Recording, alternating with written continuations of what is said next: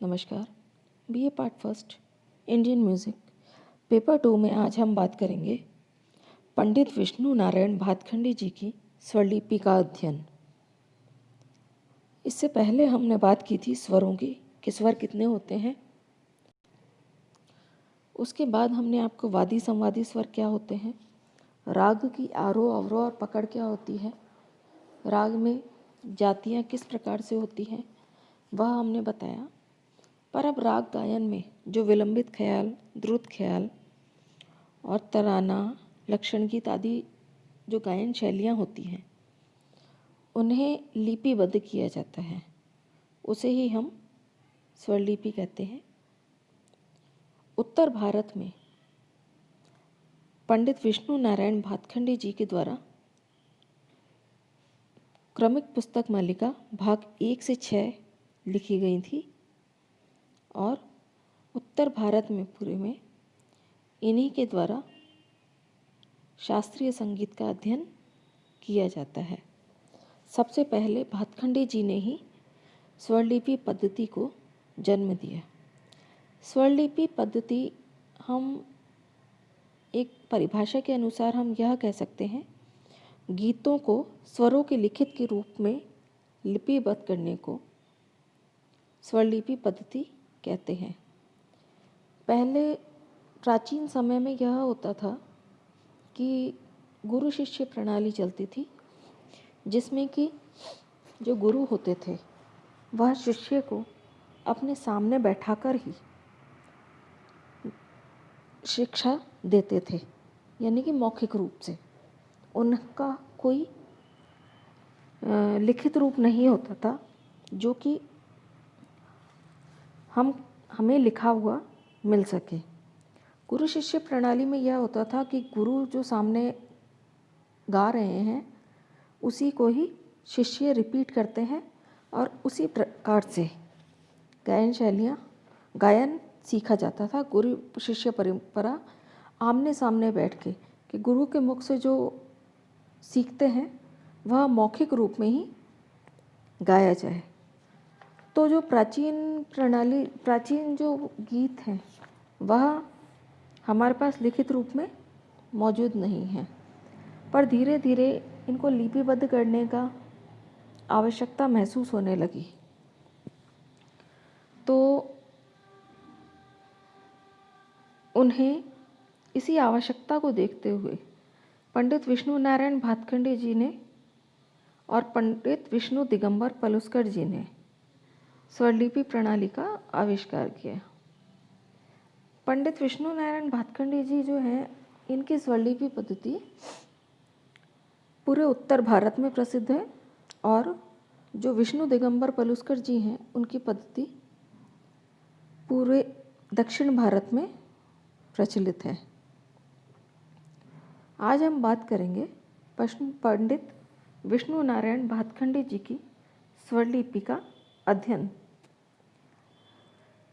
यह इसमें जो हैं आपको छोटी छोटी बातें हैं वह स्वरलिपि लिखते समय याद रखनी होती है, वह हम बता रहे हैं।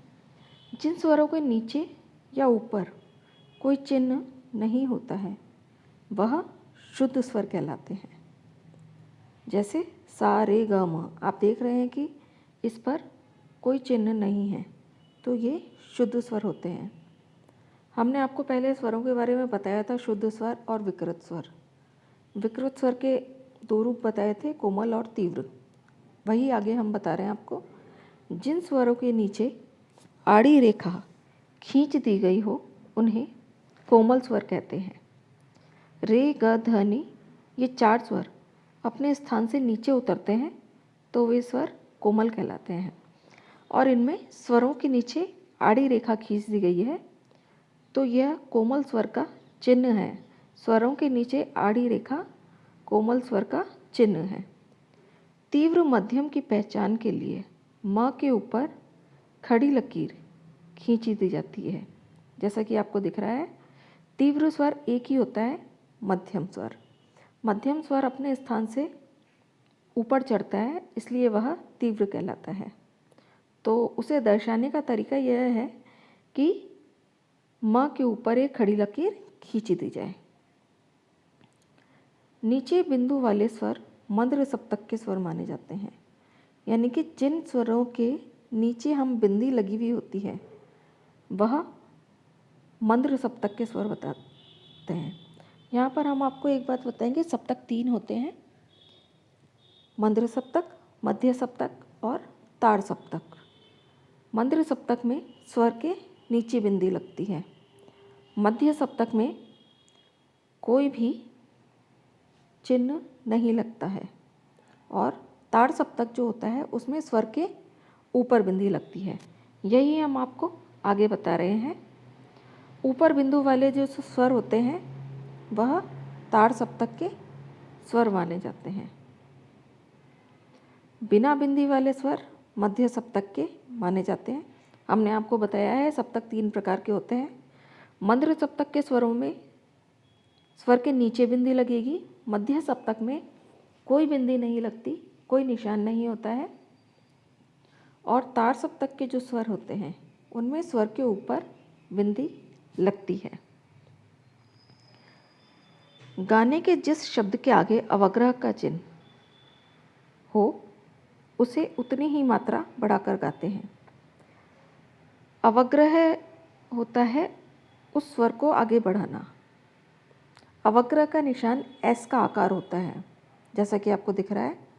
अगर एस 2 मात्रा है तो हमको 2 मात्रा तक उस स्वर को बढ़ाना है, 1 है तो 1 मात्रा तक बढ़ाना है। उसी तरह से अवग्रह का चिन्ह एस का निशान होता है। जिस स्वर के आगे जितनी आड़ी लकीरें होती हैं उस स्वर को उतनी मात्रा बढ़ाकर गाते हैं। जैसे आपको दिख रहा है ग के आगे 3 लकीरें हैं, तो यानी कि हमको ग को 3 लकीरें, 3 यानी कि ग की हमारे पास 4 मात्राएं हो गई। कई स्वरों को एक मात्रा में गाने के लिए चंद्राकार का जो एक निशान होता है वह इस चिन्ह का प्रयोग होता है। जैसे हमने आपको पहले भी बताया है, 2 स्वर एक साथ गाने के लिए, यानी कि एक मात्रा में अगर हम 2 स्वर गा रहे हैं तो 2 स्वर लिख के उसे नीचे चंद्राकार से जोड़ दिया जाता है। अगर एक मात्रा में हमारे 4 स्वर आ रहे हैं तो 4 स्वर लिख के उसे जोड़ दिया जाता है चंद्राकार से। चंद्राकार से जोड़ने का मतलब होता है कि वह स्वर, उतने स्वर एक ही मात्रा में लिए जा रहे हैं। स्वर के ऊपर जो चिन्ह लगता है, जैसा कि आपको दिख रहा है, उस चिन्ह को मीड़ कहते हैं। यहाँ जैसे लिखा हुआ है म प ध नि लिखा हुआ है, म से नी तक यह ऊपर से जो चिन्ह लगा हुआ है, इसका मतलब यह है कि म से निषाद तक मीड़ ली जाएगी। मीड़ का अर्थ होता है कि शुरू से आखिर वाला जो स्वर है उसमें बीच बीच के जो स्वर होते हैं उन्हें छूते हुए हम लास्ट स्वर पर पहुंचते हैं, उसे मीड़ कहते हैं। और मीड़ का निशान स्वर के ऊपर ये दिख रहा है आपको, यह होता है। किसी स्वर के ऊपर कोई निशान दिया गया होता है, यानी कि किसी स्वर के ऊपर कोई स्वर लिखा हुआ होता है तो उसे कर्ण स्वर कहा जाता है। जैसे प के ऊपर ग लिखा है तो यानी कि अर्थात हम प तो लगाएंगे पर ग को छूते हुए लगाएंगे। किसी स्वर के ऊपर जो स्वर लिखा होता है उसे कर्ण स्वर कहते हैं, यानी कि इस तरह से होता है। ग को छूते हुए प लेना है हमें। इसके बाद है जो स्वर कोष्ठक में बंद होते हैं उसे इस प्रकार गाना चाहिए कि पहले उसके बाद का स्वर, फिर वह स्वर, फिर कोष्ठक में जो बंद है स्वर वह, फिर उसके पहले वाला स्वर। अर्थात जो अगर 4 मात्राएं हो जाएगी इस तरह से हमारे पास, पहले बाद वाला स्वर, फिर वह स्वर, फिर उससे पहले वाला स्वर और फिर वह स्वर, 4 स्वर। और चारों यानी कि जो ब्रैकेट में स्वर होता है वो कोष्ठक वाला स्वर कहलाता है, पर उसमें एक ही मात्रा में हमें 4 स्वर लिए जाते हैं। जैसे प अगर हमें लेना है तो ध प म प आएगा, यह गाने में लिया जाएगा, पर लिखने में ब्रैकेट में प स्वर लिखा जाएगा। गाते समय आकार आ जाएगा जिसमें कि ध प म प लिया जाएगा स्वर। इस तरह से लिया जाएगा। जब हम ताल की बात करते हैं तो ताल में सम होता है। सम का मतलब होता है ताल की पहली मात्रा। सम दिखाने के लिए क्रॉस का चिन्ह होता है, यानी कि गुणा वाला जो चिन्ह होता है वह सम का निशान होता है। और सम का मतलब होता है ताल की पहली मात्रा। खाली दिखाने के लिए शून्य यानी कि ज़ीरो का प्रयोग होता है, उसका मतलब होता है खाली। सम को पहली ताली मानकर अन्य तालियों को क्रमशः 2, 3, 4 आदि संख्याएं लगाते हैं। जैसे हमने माना 16 मात्रा की ताल है, जिसमें पहली, 9वीं और 13वीं मात्रा पर ताली है और बीच की मात्रा खाली है। तो हम जहाँ खाली है वहाँ 0 से दर्शाएंगे, सम है वहाँ क्रॉस का निशान लगेगा, और जहाँ आगे दूसरी तीसरी ताली लगेगी वहाँ पर 2, 3 लिखा जाएगा। यानी कि जैसे हम बात करते हैं त्रिताल की। त्रिताल में पहली, 5वीं और 13वीं मात्रा पर ताली होती है और 9वीं मात्रा खाली होती है। ताली को लिखने, ये जो ताल हम लिखते हैं उसमें भी ये होता है कि हर विभाग की पहली मात्रा के नीचे ही ताल का निशान आना चाहिए। तो हम पहली मात्रा के नीचे क्रॉस का निशान लगाएंगे, 5वीं मात्रा के नीचे 2 नंबर लिखेंगे क्योंकि वहाँ दूसरी ताली है, और उसके बाद हम 9वीं मात्रा पर 0 लिखेंगे क्योंकि वहाँ पर खाली है। उसके बाद 13वीं मात्रा पर हम लिखेंगे तीसरी ताली, यानी कि 3 लिखेंगे, तो वहाँ मतलब हो गया तीसरी ताली। अब जब उसके बाद हम बात करते हैं वाद्य संगीत में स्वर को जो आंदोलित किया जाता है उसे हम जमजमा कहते हैं। नीचे 2 बिंदी वाले स्वर अति मंद्र के होते हैं। अति मंद्र सप्तक में तो 1 बिंदी लगती है, और अति मंद्र सप्तक के जो स्वर होते हैं उनके नीचे 2 बिंदी लगती है। ऊपर 2 बिंदी वाले स्वर अति तार सप्तक के निशान होते हैं। सिर्फ तार सप्तक जो होता है उसमें 1 बिंदी लगती है, और अति तार सप्तक जो होता है उसके ऊपर 2 बिंदी लगती हैं। जहाँ फूल का एक चिन्ह होता है वहाँ पर 1 मात्रा चुप रहना चाहिए हमें। जहाँ पर कॉमा का निशान होता है वहाँ पर भी हमें 1 मात्रा ठहरना होता है। इस तरह से हमने आपको बताया आज भातखंडे जी की स्वरलिपि के बारे में। जब भी हम किसी राग, स्वरलिपि को इंग्लिश में नोटेशन कहते हैं, जब भी हम किसी राग की स्वरलिपि लिखते हैं तो हमें इन सब चीज़ों का ध्यान रखना चाहिए।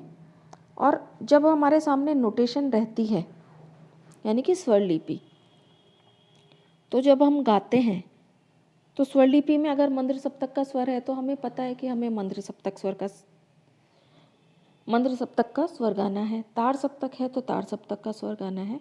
इसी तरह से स्वरलिपि के माध्यम से हमें किस तरह से गाना है वह पता चलता है, और इन्हीं चिन्हों द्वारा स्वरलिपि किस तरह से गाई या बजाई जाएगी वह पता चलता है। तो हमने आज बताया आपको भातखंडे जी की स्वरलिपि के बारे में।